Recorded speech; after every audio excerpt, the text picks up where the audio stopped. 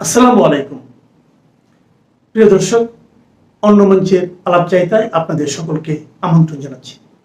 নানান জল্পনা কল্পনা শেষে অনেক সমীকরণকে সামনে রেখে ঘোষিত হয়েছে ত্রয়োদশ জাতীয় সংসদ নির্বাচনের তফসিল। কিন্তু সেই ঘোষণার ২৪ ঘন্টার মধ্যে গুলিবিদ্ধ হয়ে হাসপাতালে ভর্তি হয়েছেন ঢাকা ৮ আসনের স্বতন্ত্র প্রার্থী ও ইনকিলাব মঞ্চের মুখপাত্র শরীফ ওসমান হাদী। শুক্রবার জুমার নামাজের পর রাজধানীর বিজয়নগরের কালভার্ট রোড এলাকায় গুলির ঘটনা ঘটে। দর্শক, ইতিহাসের স্মরণকালের প্রশ্নহীনতা, বেহাল আইন শৃঙ্খলা এবং সংঘাতপূর্ণ রাজনৈতিক আবহের মধ্যে এসেছে ভোটের ঘোষণা। সেই ভোটে আবার নিষিদ্ধ থাকছে দেশের প্রাচীনতম এবং অন্যতম বৃহত্তম দল আওয়ামী লীগ। এর মধ্যে একতরফা নির্বাচনের বিরুদ্ধে মাঠে নামার ঘোষণা দিয়েছে দলটি। প্রশ্ন হলো, নির্বাচন ঠেকাতে দলটি আসলে কি করবে? তবে এরই মধ্যে বিদেশি সংবাদ মাধ্যমে নতুন করে সরব হয়েছেন দলটির সভানেত্রী এবং সাবেক প্রধানমন্ত্রী শেখ হাসিনা। অন্তর্ভুক্তিমূলক নির্বাচনের বিষয়ে ভারতের প্রকাশ্য অবস্থানের পাশাপাশি বাড়ছে আন্তর্জাতিক চাপ। আবার দেশে সরকার অনুমোদিত দলগুলোর মধ্যে বাড়ছে সংঘাত। প্রতিপক্ষের হামলায় শুরু হয়ে গেছে প্রাণহানি। তফসিল ঘোষণার পর নানামুখী সহিংসতার ঘটনা কতটা বাড়তে পারে, আইন শৃঙ্খলা বাহিনী কিভাবে তা দমন করবে, সেটাই বড় উদ্বেগ হয়ে উঠেছে। আবার এমন এক সময় ভোটের ঘোষণা দেওয়া হয়েছে যা পেছানোর সুযোগ খুব একটা নেই। ভোটের তারিখের এক সপ্তাহ পরেই শুরু হবে রমজান মাস। কোনো কারণে তফসিল প্রলম্বিত করতে হলে অন্তত ৩ মাস পেছাতে হবে। সেক্ষেত্রে প্রধান উপদেষ্টা এর আগে ঘোষিত জুনের মধ্যে নির্বাচনের ঘোষণাই হয়ে উঠতে পারে প্রকৃত বাস্তবতা। বহু সমীকরণের চাদরে মোড়ানো এই তফসিল শেষ পর্যন্ত কোথায় গিয়ে পৌঁছায়, সেটি এখন বড় প্রশ্ন। ত্রয়োদশ জাতীয় সংসদ নির্বাচন বহু সমীকরণের চাদরে মোড়া। এবারের জন্য নতুন কিন্তু বড়লা দিকটি হলো ডাবল ব্যালট। প্রধান নির্বাচন কমিশনার এম নাসিরউদ্দিন জানিয়েছেন, নির্বাচন হবে ১২ই ফেব্রুয়ারি, আর সেই দিনই একই সঙ্গে অনুষ্ঠিত হবে জুলাই সনদের উপর গণভোট। অর্থাৎ ভোটাররা বুথে ঢুকলে পাবেন দুটো ব্যালট, দুটোতেই তাদের ভোট দিতে হবে। অতীতে বাংলাদেশে ৩বার গণভোট হলেও জাতীয় নির্বাচনের সঙ্গে একত্রে এমনটা এই প্রথম। এটা যেন বার্গারের সঙ্গে ফ্রাই ফ্রি ব্যাপার। ঘোষিত তফসিল অনুযায়ী সংসদ নির্বাচনে মনোনয়নপত্র জমা ১২ থেকে ২৯ ডিসেম্বর পর্যন্ত এবং বাছাই চলবে ৩০ ডিসেম্বর থেকে ৪ জানুয়ারি পর্যন্ত। মনোনয়নপত্র প্রত্যাহারের শেষ তারিখ ২০ জানুয়ারি। এর ৩ সপ্তাহ পর হবে ভোট গ্রহণ। প্রার্থিতা প্রত্যাহারের পর ২১ জানুয়ারি প্রতীকবদ্ধ হবে। সেক্ষেত্রে মনোনয়নপত্র জমার জন্য ১৮ দিন এবং প্রচার চালাতে ২০ দিন সময় পাবেন এমপি প্রার্থীরা। ১২ই ফেব্রুয়ারি সকাল ৭:৩০ থেকে বিকেল ৪:৩০ পর্যন্ত চলবে ভোট গ্রহণ। এবারে নির্বাচনে মোট ভোটার ১২,৭৬,০০,০০০-এর বেশি। একটি দারুণ খবর হলো ৩ লাখের বেশি প্রবাসী বাংলাদেশি ভোটার পোস্টাল ব্যালটে দিতে নিবন্ধন করেছেন। কিন্তু এইসব ডেট, প্রার্থী আর ভোটারদের মাঝখানে একটা বিরাট প্রশ্ন চিহ্ন দাঁড়িয়ে আছে। দেশের সবচেয়ে পুরাতন ও অন্যতম বড় একটি দল এবং তার সহযোগী আরও কিছু নিবন্ধিত দলকে বাদ দিয়ে ইতিহাসের সেরা ও সুন্দর নির্বাচন কিভাবে সম্ভব? রাজনৈতিক বিশ্লেষকদের অনেকের ধারণা এটাই এবারে নির্বাচনের সবচেয়ে গুরুত্বপূর্ণ একটি দিক। আওয়ামী লীগকে এই নির্বাচনে অংশগ্রহণ করতে দেওয়া হচ্ছে না। গত ১২ই মে সন্ত্রাস দমন আইনে অন্তর্বর্তী সরকার দলটির কার্যক্রম নিষিদ্ধ করায় নির্বাচন কমিশন তাদের নিবন্ধন স্থগিত করে রেখেছে। ফলে এই প্রথম বাংলাদেশে নির্বাচনের ময়দানে নেই বাংলাদেশের স্বাধীনতা আন্দোলনের প্রধান সংগঠক আওয়ামী লীগ। নানান জরিপে এবং বিদেশি পক্ষগুলোর কাছ থেকে অন্তর্ভুক্তিমূলক নির্বাচনের চাপ আসলেও ইউনূস সরকার আওয়ামী লীগকে নির্বাচনে অংশ নিতে দিচ্ছে না।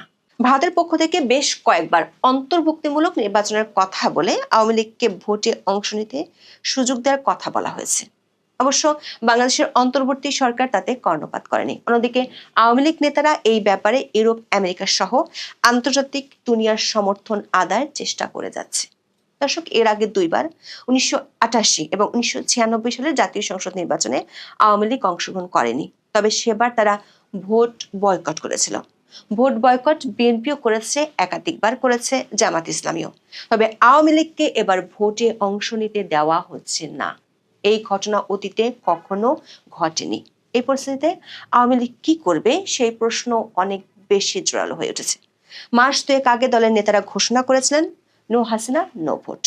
নির্বাচন নিয়ে সংশয় প্রকাশ করেছেন দলনেত্রী শেখ হাসিনাও। দিল্লিতে তিনি চুপচাপ বসে নেই। তার সবশেষ দুটি সাক্ষাৎকার প্রকাশিত হয় ইন্দো এশিয়ান নিউজ সার্ভিস বা IANS এবং ইকোনমিক টাইমসে। নতুন দুটি সাক্ষাৎকারে আওয়ামী লীগ বিহীন নির্বাচনের পরিকল্পনার কঠোর সমালোচনা করেছেন বাংলাদেশের সাবেক প্রধানমন্ত্রী। বলেন, নির্বাচন অবাধ ও সুষ্ঠু করতে হলে ব্যাপক অংশগ্রহণ ও ভোটারদের জন্য প্রকৃত বিকল্প থাকতে হবে। বড় দলগুলোকে বাদ দিয়ে এমন কোনো নির্বাচন করা সম্ভব নয়। আওয়ামী লীগ নির্বাচনে অংশ নেবে নাকি বর্জন করবে, এমন প্রশ্নে শেখ হাসিনা বলেন, বর্তমান পরিস্থিতিতে এই দল নির্বাচনে নিষিদ্ধ। এটি কোনো বর্জন নয়, এটি লাখ লাখ ভোটারের ভোটাধিকার হরণ। নির্বাচনের সময়ও এই অবস্থা বজায় থাকলে আওয়ামী লীগের সমর্থকেরা ত্রুটিপূর্ণ ভোটে শরিক না হয়ে ঘরে বসে থাকবে। কিন্তু তফসিল ঘোষণার রাতেই দেখা গেছে আওয়ামী লীগ আসলে ঘরে বসে নেই। কার্যক্রম নিষিদ্ধ থাকা দলটি রাজধানীর গণভবন, ডেমরা সহ বেশ কয়েকটি এলাকায় মিছিল করেছে। ঢাকার বাইরে বেশ কয়েকটি জেলায় তারা মিছিল করেছে। যদিও দিনেই উপদেষ্টা পরিষদের বৈঠকে সিদ্ধান্ত নেওয়া হয়েছিল বেআইনি যে কোনো ধরনের আন্দোলন ঠেকাতে কঠোর হবে সরকার। সবশেষ তথ্য অনুযায়ী গাজীপুর, বগুড়া, নরসিংদী, রাজবাড়ী, কুমিল্লা, চাঁদপুর ও গোপালগঞ্জের বিভিন্ন স্থানে মশাল মিছিল হয়েছে বলে জানা গেছে। দর্শক, এবার আসি প্রধান নির্বাচন কমিশনার AMM নাসির উদ্দিনের ভাষণের দিকে। তিনি ভোটারদের আহ্বান জানিয়েছেন, ভোট যে শুধু নাগরিক অধিকার নয়, বরং পবিত্র আমানত ও দায়িত্ব, সেটা মনে রাখতে। তার বিশ্বাস, ভোটাররা নির্ভীক হয়ে এই আমানত সচেতনভাবে পালন করবে। কিন্তু প্রশ্ন হলো, আওয়ামী লীগের সমর্থকেরা তাদের এই পবিত্র আমানত কোথায় রাখবেন? সেই প্রেসক্রিপশন কিন্তু CAC দেননি। ভোটের মাঠের অবস্থা নিয়ে নানান সংশয়ের মধ্যেও CAC ভোটারদের বলেছেন নির্ভীক হতে। দর্শক, এবার দেখি প্রধান নির্বাচন কমিশনার কেমন নির্বাচন চান। মানে তার ভাষণে CAC ঠিক কি ধরনের নির্বাচন আয়োজনের কথা বলেছেন। CAC তার ভাষণে মানসম্মত নির্বাচন, সুন্দর নির্বাচন, সুষ্ঠু নির্বাচন এবং নিরপেক্ষ নির্বাচনের কথা বলেছেন। দর্শক, শব্দগুলো বেশ মনোরম, কিন্তু দর্শক তিনি একটি শব্দ ব্যবহার করেননি, যেটা এই মুহূর্তে সবচেয়ে বেশি দরকার। সেটি হলো অংশগ্রহণমূলক কিংবা অন্তর্ভুক্তিমূলক নির্বাচন। ব্যাপারটা অনেকটা এমন, আপনি রেস্টুরেন্টে গিয়ে বললেন, আমার জন্য একটি গরম, সুস্বাদু এবং একটি সুন্দর ডিশ নিয়ে আসুন। কিন্তু যখন শেফ এসে বললেন, আপনাদের মেনুর প্রধান আইটেমটি আজ নিষিদ্ধ, তখন সৌন্দর্য দিয়ে কি হবে? CAC আশা করছেন সবাই উৎসাহ মুখর পরিবেশে ভোট দেবেন, কিন্তু বাস্তব পরিস্থিতি কি সত্যি উৎসব মুখর? CAC যখন উৎসবের কথা বলছেন, তখন দেশের পরিস্থিতি কিন্তু অন্য কথা বলছে। বিশ্লেষকরা অনেকদিন ধরে বলছেন, লুঠা অস্ত্র উদ্ধার না হওয়া এবং আইন শৃঙ্খলার বর্তমান পরিস্থিতিতে সুষ্ঠু নির্বাচন কঠিন। তফসিল ঘোষণার দিনে রাজধানীতে কি ঘটলো? দিনে দুপুরে ঢাকায় খুনের ঘটনা ঘটেছে, এটা এখন কম বেশি রোজকার খবর। ঢাকা বিশ্ববিদ্যালয়ে ঘটেছে শিক্ষক লাঞ্ছনার ঘটনা, আর সচিবালয়ে ছড়িয়ে পড়েছে কর্মচারীদের আন্দোলনের তাপ। যেখানে ভাতার দাবিতে আন্দোলন করায় পুলিশ 4 জনকে হেফাজতে নিয়েছে। ডিএমপি জানায়, রোববার থেকে সচিবালয় বন্ধের হুঁশিয়ারি দেওয়া হয়েছে, সে কারণে আটক হন 4 জন। রাজধানীর তেজগাঁও কলেজ শিক্ষার্থীরা সাকিবুল হাসান রানা হত্যার প্রতিবাদে ফার্মগেট অবরোধ করেন। এর একদিন আগে চট্টগ্রাম মিরেশ্বরে বিএনপি কর্মীদের হামলায় প্রাণ হারান বৈষম্য বিরোধী ছাত্র আন্দোলনের কর্মী তাহমিদুল্লাহ।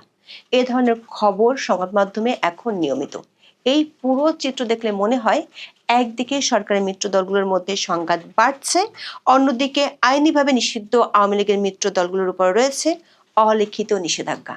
গত জুলাই থেকে নানান ঘটনা প্রবাহে আইন শৃঙ্খলা বাহিনীর মনোবল বেশ দুর্বল। ভোটের মাত্র 2 মাস আগেও সারা দেশে নির্বাচনের উত্তাপ নেই। এই পরিস্থিতিতে CACর কাঙ্ক্ষিত উৎসমুখর নির্ভীক ভোট কিভাবে হবে তা নিয়ে ব্যাপক সংশয় রয়েছে। পুরো ব্যাপারটা অনেকটা এমন, আপনি গভীর বন জঙ্গল পার হয়ে এসে বললেন, আমি আশা করছি সবাই হাসি মুখে এবং ফুল হাতে এই পথে হাঁটবে। এত সংঘাত, এত অস্থিরতার মধ্যেও একটা জিনিস কিন্তু ইসিকে দূরের উপর রেখেছে, সেটা হলো সময়। নির্বাচন পেছানোর সুযোগ খুব একটা নেই। ভোটের তারিখ 12ই ফেব্রুয়ারি, আর ঠিক কয়েকদিন পরে শুরু হতে যাচ্ছে রমজান। আমরা হিসাব করে দেখেছি 2026 সালের রোজা শুরু হতে পারে 19শে ফেব্রুয়ারি বৃহস্পতিবার, বা চাঁদ দেখার উপর নির্ভরশীল হওয়ায় 20শে ফেব্রুয়ারিও হতে পারে। অর্থাৎ হাতে সময় মাত্র 7 দিনের মতো।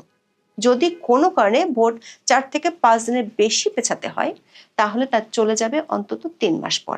সেক্ষেত্রে প্রধান উপদেষ্টার জুন মাসের মধ্যে নির্বাচনের ঘোষণাটাই হয়ে উঠতে পারে বাস্তব। মজার বিষয় হলো, বাংলাদেশের ইতিহাসে তফসিল পেছানোর উদাহরণ আছে। রাজনৈতিক বিশৃঙ্খলা বেশি হলে একাধিকবার তফসিল সংশোধন হয়েছে। সবচেয়ে বেশি ঘটনাবহুল ছিল নবম জাতীয় সংসদ নির্বাচন, যখন আওয়ামী লীগ সেবার নির্বাচন বর্জন করেছিল। 2007 সালের 22শে জানুয়ারি নবম সংসদ নির্বাচনের তফসিল ঘোষণা করে বিচারপতি এম এ আইজের নেতৃত্বাধীন কমিশন। নানা ঘটনার পরম্পরায় সেবার তফসিল ঘোষণার পর 4 দফায় তার সংশোধন করা হয়, অর্থাৎ 3 বার পুনর্তফসিল হয়। শেষ পর্যন্ত সে নির্বাচন করা যায়নি।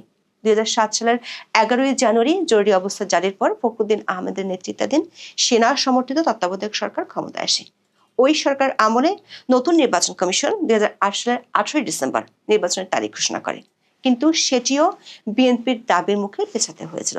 তখনকার মতোই বর্তমান নির্বাচন কমিশন আছে এক চরম টাইট স্পটে। তাদের হয়তো মনে হচ্ছে ভোট যদি এখনই না হয় তবে রোজা শুরু হবে, আর রোজা শুরু হলে এই নির্বাচন 3 মাসের আগে শেষ করা যাবে না।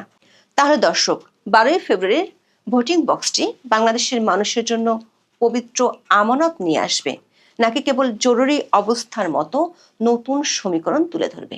এই বহু সমীকরণের চাদরে মোড়ানো তফসিল শেষ পর্যন্ত কোথায় পৌঁছায় সেটাই এখন দেখার বিষয়। আসসালামু আলাইকুম। ইনকিলাব মঞ্চের মুখপাত্র শরীফ ওসমান হাদি গুলিবিদ্ধ হয়ে জীবন মৃত্যুর সন্ধিক্ষণে রয়েছেন, আপনারা সবাই জানেন। আমরা এই ঘটনার তীব্র নিন্দা জানাই এবং সত্য কথা বলতে গেলে তফসিল ঘোষণার পরদিনই এমন একটি ঘটনায় সাধারণ মানুষের মধ্যে যেমন উদ্বেগ উৎকণ্ঠার সৃষ্টি হয়েছে, একইভাবে আমাদেরকে বলতেই হবে ওসমান হাদির এই ঘটনাকে কেন্দ্র করে বিভিন্ন রাজনৈতিক দলের মধ্যে বিশেষ রাজনীতি কাজ করছে, অথবা বিশেষ রাজনৈতিক উদ্দেশ্যে এই ঘটনাটি ঘটানো হয়েছে। অনেকেই তেমনটা মনে করছেন। তাহলে কারা ঘটালো এই কাজটি? ওসমান হাদি কাদের টার্গেটে পরিণত হলেন? সরাসরি যারা তার বিরোধিতা করছে তাদের টার্গেটে, নাকি বিশেষ কোনো কারণে তাদের মনোভাবাপন্ন, অর্থাৎ ইনকিলাব মঞ্চের মনোভাবাপন্ন অনেক দল, অনেক সংগঠন রয়েছে, তারা বিশেষ কোনো উদ্দেশ্যে এটি ঘটিয়েছে? যেটি ঘটুক না কেন, ঘোলা জলে যে মাছ শিকারের চেষ্টা করা হচ্ছে এটি স্পষ্ট। এবং এই ঘটনাকে কেন্দ্র করে উপদেষ্টা পরিষদের সদস্যরা জরুরি বৈঠকে বসেন, কি করা যায়, কি করতে হবে ইত্যাদি ইত্যাদি বিষয়ে। দেখুন, সরকারের পক্ষ থেকে দাবি করা আশা হচ্ছিল যে তফসিল ঘোষণা করার পরই আইন শৃঙ্খলা পরিস্থিতি নিয়ন্ত্রণে আসবে, কিন্তু আমাদের মতন কিছু মানুষ আমরা দাবি করে আসছিলাম আইন শৃঙ্খলা পরিস্থিতির যথেষ্ট উন্নতি হয়নি, উন্নত করার চেষ্টা করা হয়নি। যেগুলো করা হয়েছে সেগুলো কেবলই আইওয়াশ, এবং নিঃসন্দেহে তফসিল ঘোষণার পরপরই দেশে ভয়ঙ্কর কিছু ঘটে যাবে। অনেকে ব্লাডশেড, বড়সড় ব্লাডশেডের আশঙ্কা করছিলেন। ওসমান হাদি কি তারই সিমটম? জামায়াতের আমির ডাক্তার শফিকুর রহমান তিনি কি বলছেন আমাদের কাছে একটু আমাদের বিবেচনায় নেওয়া দরকার। তিনি বলছেন, কেউ যদি আবার বাংলাদেশে নতুন করে ফ্যাসিজম বা সন্ত্রাসের রাজত্ব কায়েম করতে চান তাহলে খুব দেরি হবে না, যথাযথ জবাব পেয়ে যাবেন। জনগণ সব ষড়যন্ত্র রুখে দেবে। জামায়াতের আমির বলছেন, কাউকে এ ধরনের নোংরামি করার সুযোগ দেওয়া হবে না। বাংলাদেশের মাটি কারো বাপ দাদার জমিদারি নয়, এটা 18 কোটি মানুষের সম্পদ। এবার বুঝুন বিষয়টি কি ঘটতে যাচ্ছে, কাকে হুঙ্কার দিলেন জামায়াতের আমির। এখন তো আর এই মুহূর্তে আওয়ামী লীগ তো রাজপথে নেই যে তারা ফ্যাসিজম কায়েম করবে বা ফ্যাসিজম কায়েমের জন্য তাদের সামনে উর্বর ভূমি রয়েছে। তিনি নতুন করে ফ্যাসিজম কায়েমের চেষ্টা, নতুন করে কারা ফ্যাসিজম কায়েম করার জন্য আসতে পারে সেটি স্পষ্টত ইঙ্গিত দিয়েছেন এবং আমরাও বুঝতে পারছি। আরেকটু খুলাসা করা যাক। ঢাকা 8 আসনের প্রার্থী বিএনপি দলীয় সংসদ সদস্য প্রার্থী বর্ষিয়ান রাজনীতিবিদ মির্জা আব্বাস, তিনি হসপিটালে গিয়েছিলেন ওসমান হাদিকে দেখতে। যেহেতু শরীফ ওসমান হাদি মির্জা আব্বাসের আসনের অন্যতম প্রতিদ্বন্দ্বী সম্ভাব্য স্বতন্ত্র সংসদ সদস্য প্রার্থী, তো মির্জা আব্বাস যখন হাসপাতালে গেলেন তাকে দেখতে, তখন তাকে দেখে ইনকিলাব মঞ্চের সদস্যরা ভুয়া ভুয়া স্লোগান দিচ্ছিলেন। কেন দিচ্ছিলেন? এবং এরপরে সেনাবাহিনীর সদস্যরা মির্জা আব্বাসকে নিরাপত্তা দিয়ে হাসপাতালের ভেতরে নিয়ে যান। তারপরেও ইনকিলাব মঞ্চের নেতাকর্মীরা নানান ধরনের স্লোগান দিচ্ছিলেন। ইনকিলাব মঞ্চের সদস্য সংখ্যা বা নেতাকর্মীর সংখ্যা যাই হোক না কেন দিচ্ছিলেন। আসুন আরও একটু স্পষ্ট হই, জামাতে আমির কাকে বোঝাচ্ছে বা একটা পক্ষ কাদের উপরে দায় চাপানোর চেষ্টা করছে। ঢাকা বিশ্ববিদ্যালয়ের ছাত্র সংসদের ভিপি, ডাকসুর ভিপি সাদিক কায়েম, তিনি তার ভেরিফাইড ফেসবুকে একটি পোস্ট দিয়েছেন। কি লিখেছেন? ওসমান হাদিকে গুলি করা হলো, চাঁদাবাজ ও গ্যাংস্টারদের কবল থেকে ঢাকা সিটিকে মুক্ত করতে অচিরেই আমাদের অভ্যুত্থান শুরু হবে। রাজধানীর ছাত্র জনতাকে প্রস্তুত থাকার আহ্বান জানাচ্ছি। আর কিছু বোঝা বাকি থাকে? কাদেরকে বোঝানো হচ্ছে? জামাত শিবিরের পক্ষ থেকে। আবার আরও অনেক ধরনের পক্ষ আছে, আমি আসছি। মহিউদ্দিন কাশেমী নামে একজন লিখছেন, যারা এই জুলাই অভ্যুত্থানের নেতাকর্মীদের অন্যতম বা সমর্থক একজন মহিউদ্দিন কাশেমী, তিনি বলছেন ওসমান হাদির কিছু হলে, মানে তিনি ধরেই নিয়েছেন যে হাদি বাঁচবেন না, তার কিছু হলে ঢাকা ৮ আসন থেকে জুলাইয়ের master mind DUCSU VP Abu সাদিককে এমপি হিসেবে দেখতে চাই। আচ্ছা, এটা তো গেল বিএনপির উপরে দায় চাপানোর এক ধরনের চেষ্টা। এবার আসুন সরকারি উপদেষ্টা পরিষদের কেউ কেউ কি বলছেন। আগ বাড়িয়ে মোস্তফা সরওয়ার ফারুকী, সংস্কৃতি বিষয়ক উপদেষ্টা, তিনি বলছেন, তার ভেরিফাইড ফেসবুক পেজে লিখছেন, গণহত্যার দায়ে কনভিক্টেড হাসিনা ভারতে বসে একের পর এক খুনের হুমকি দিচ্ছিল গত কিছুদিন ধরেই, আর আজকে গুলিবিদ্ধ হলো ওসমান হাদি। এর আগে হাদি বহুবার ভারতীয় নাম্বার থেকে খুনের হুমকি পেয়েছেন। আমরা এখনও নিশ্চিত জানি না কে বা কারা এটি ঘটিয়েছে। যারাই ঘটাক, এটার মূল্য তাদেরকে দিতে হবে। ওসমান হাদি নিজেও জানিয়েছিলেন যে তাকে নানান ধরনের, তার নাম্বারে অনেক ধরনের ফোন আসছে, হুমকি আসছে। ভারতীয় কিছু নাম্বার রয়েছে, ভারতীয় নাম্বার ভারত থেকেও আসতে পারে, আবার ভারতের নাম্বার বা অন্যান্য দেশের নাম্বারও তো বাংলাদেশে বসে এখন ইউজ করা যায়, তাই না? আর ধরে নিলাম সত্যি সত্যি এই সব জায়গা থেকে হুমকি এসেছে। মোস্তফা সরওয়ার ফারুকী উপদেষ্টা পরিষদ সদস্য হয়ে কীভাবে আগ বাড়িয়ে তিনি এ ধরনের মন্তব্য করেন? তিনি কোনো পলিটিক্যাল দলের নেতৃত্ব দেন। পদবি টিকিয়ে রাখার জন্য তারা সব ধরনের আচরণ করতে পারেন, আবারও তার প্রমাণ দিলেন। মানে সরাসরি একটা অন্তর্বর্তী সরকারের উপদেষ্টা পরিষদের সদস্য পদে থেকে এই ধরনের মন্তব্য তিনি করছেন। আবার কেউ কেউ বলছেন ওসমান হাদির কিছু হলে এই শহর গুড়িয়ে দেওয়া হবে, ইনকিলাব জিন্দাবাদ। কারো কারো আইডি থেকে আবার এ ধরনের পোস্টও আসছে। ওসমান হাদিকে দিয়ে ম্যাটিকুলাস ডিজাইন 2 শুরু করেছে ইউনুস গং। যেমন আবু সাইদ আওয়ামী লীগের ম্যাটিকুলাস ডিজাইন 1, এবং বিএনপি যত দেরিতে বুঝবে তারা তত বেশি ক্ষতিগ্রস্ত হবে। চৌধুরী রায়হান ফরিদ, তিনি তার ফেসবুক স্ট্যাটাসে লিখছেন, শুনলাম চরম অসভ্য নোংরা বেয়াদবটা গুলিবিদ্ধ, ম্যাটিকুলাস ডিজাইনারদের ডিজাইন এখনও কিন্তু শেষ হয়নি। আবার কেউ লিখছেন, আসিফ মাহমুদের অস্ত্রের মজুদের সন্ধান না করেই তফসিল ঘোষণা, এমন কিছুতে ঘটবেই। কি বুঝলেন? বোঝার আছে অনেক কিছুই, এবং অবশ্যই ঘোলা পানিতে মাছ শিকারের চেষ্টা চলছে, এটুকু আমাদেরকে বলতেই হচ্ছে। এবং এটুকুও আমরা আশঙ্কা ব্যক্ত করতে চাই, যেভাবে নির্বাচনের তফসিলটি ঘোষণা করা হলো, যে প্রক্রিয়ার মধ্য দিয়ে, যে পরিবেশের মধ্য দিয়ে, সেটা নিঃসন্দেহে গভীর একটা ষড়যন্ত্রের মধ্যে রয়েছে, এটুকু আমরা মনে করি। দেখুন, এই নির্বাচন বানচালের জন্য সবাই ওপেন চ্যালেঞ্জ জানাচ্ছে, ওপেন বক্তব্য দিচ্ছেন। জামাতের আমির তো বলে রেখেছেন যে একই দিনে গণভোট এবং জাতীয় সংসদ নির্বাচন হলে তা নির্বাচনের জেনোসাইডে পরিণত হবে, এবং তারাও একাধিকবার বলেছেন যে এই অবস্থায় নির্বাচন সম্ভব নয়। দেশের যে পরিস্থিতি, অর্থাৎ নির্বাচন তারা চায় না দ্রুত। এনসিপি বলেছে, এই ধরনের মন্তব্য করেছে। আওয়ামী লীগের পক্ষ থেকে বলে রাখা হয়েছে নির্বাচন প্রতিহত করা হবে। খেলছেটা আসলে কে, সব কিছু স্পষ্ট হয়ে যাবে। ভালো থাকুন। আল্লাহ হাফেজ।